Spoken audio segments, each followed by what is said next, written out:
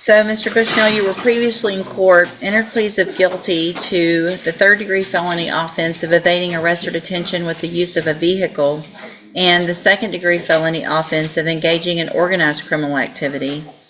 Those were for agreements of a 10-year probation deferred in each of those cases.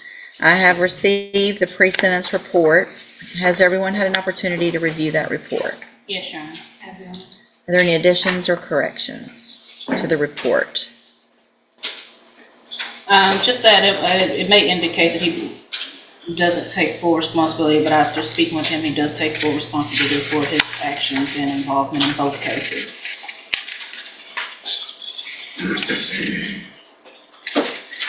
I've also reviewed jail incident reports. Have you both been given a copy of those? Yes, Your Honor. I have. So you're 17 now? Yes, ma'am. I don't think he turns 18 until December 26th.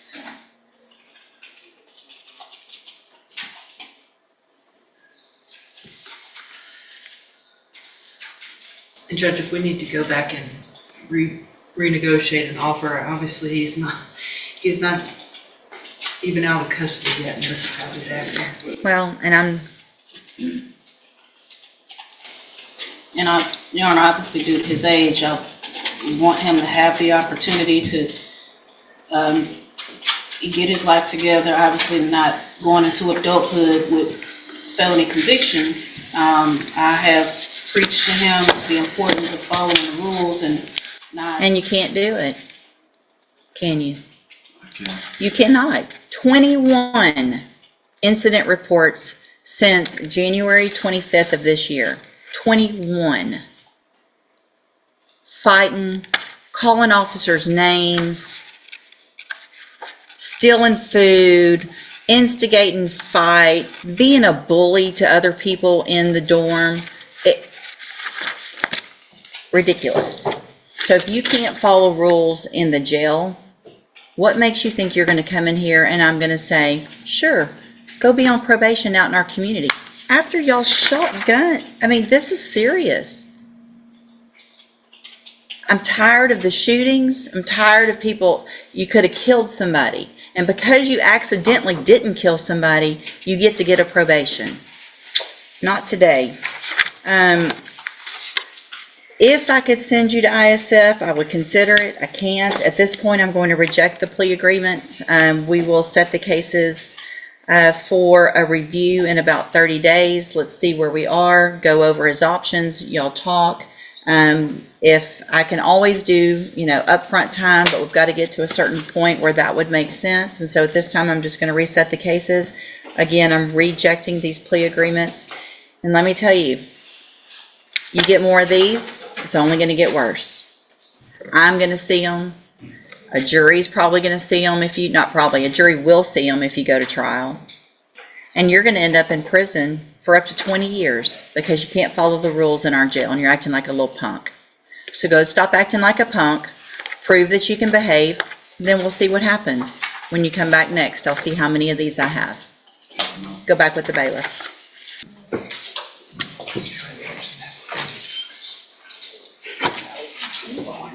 All right, you're Christopher Bushnell? Yes, ma'am. And so Mr. Bushnell has two cases, an evading arrest or detention with a motor vehicle and engaging in organized criminal activity, and cause numbers 25-0112 and 0113. There was previously an agreement motion, and a plea agreement for 10-year deferred probation. We were here because of the issues in the jail. I rejected that because if I were going to go along with that, I was going to order the ISF. And so we're back here. And then, so let me ask you, I should tell you what's bad is when I remember stuff, Mr. Bushnell. Your birthday's in October, right? No, December.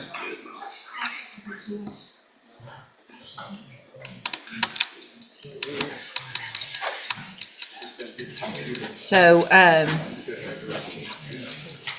we're getting close, but here's the problem, Mr. Bushnell.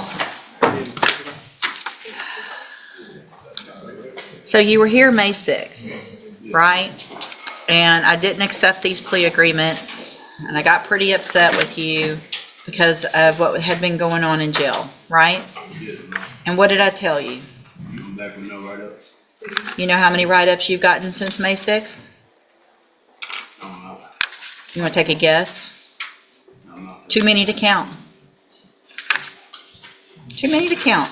May 6th, you got, since then, 1, 2, 3, 4, 5, 6, 7, 8, 9, 10, 11. 11 more. Fighting, same things. Fighting, not following the rules, calling names. I mean, same thing.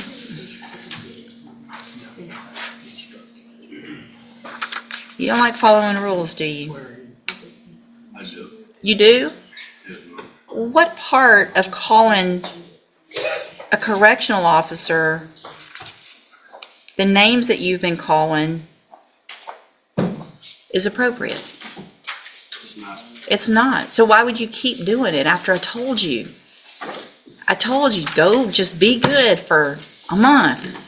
1 month, be good, follow the rules.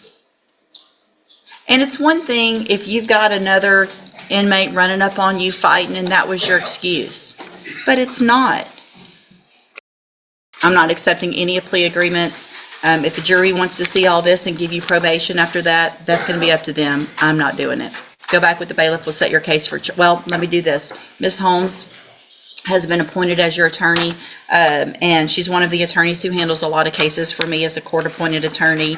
What I can do is release her and appoint a new attorney who can begin preparation for trial. Do you want me to do that? Or do you want to keep Ms. Holmes? All right, Ms. Holmes, get ready for trial. And let me tell you what you're doing. You're making her job hard. She's trying to help you. I wanted to try to help you.